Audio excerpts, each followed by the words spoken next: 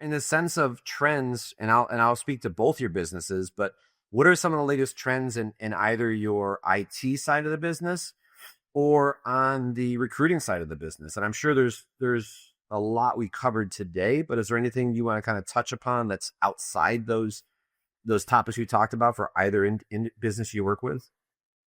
One of the trends I discuss is, is like it's having an antivirus like it used to be, the gold standard in protection. Now it's entry level.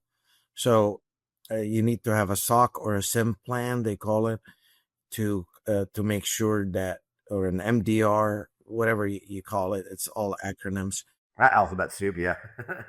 and manage response so that because cybersecurity has become a big cause of businesses going out of business.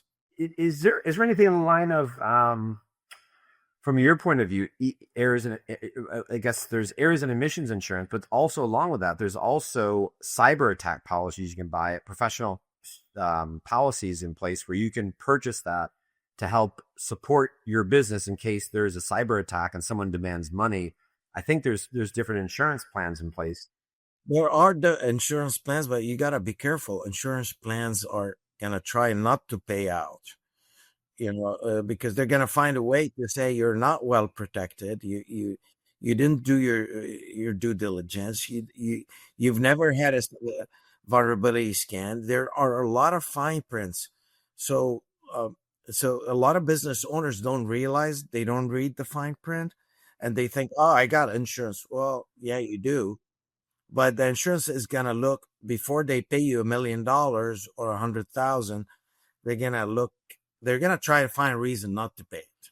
Good point. I never thought of that. So you need to have your ducks in a row and read the fine print. But if you have a WISP plan or a very detailed plan with a professional like you, that fine print should be more than that. That protects you. Exactly. Because they're going to ask for that plan. And if you don't provide it, oh, I don't have a plan. They're going to look at you. It's like, okay, maybe I don't have the money to pay you either, Yeah, you don't have the plan. I don't have the money. Funny enough, it's funny how that works. And you mentioned that you do presentations over at UCF, but you're more than that. You're a mentor to a lot of students over there. How does that work? How does that work with you? I've heard somebody say the saying, "When you teach, you learn." Have you found that?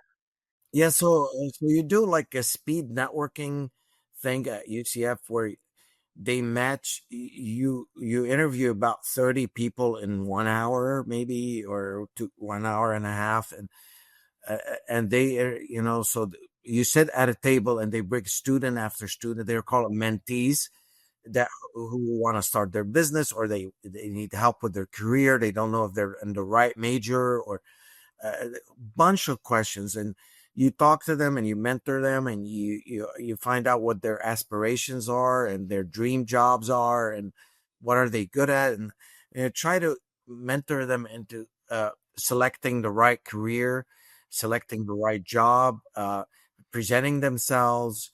If they have like a lot of them are entrepreneurs that I've mentored, and they're scared and like to borrow money, or and I told him, like, hey, when I started my first business, I was in so much debt, but I believed in it. I believed in it. And so I borrowed money, anytime I could. And then, when the business picked up, I paid off my debts, and I'm good.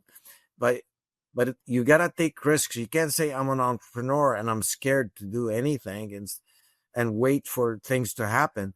You have to put your money where your mouth is.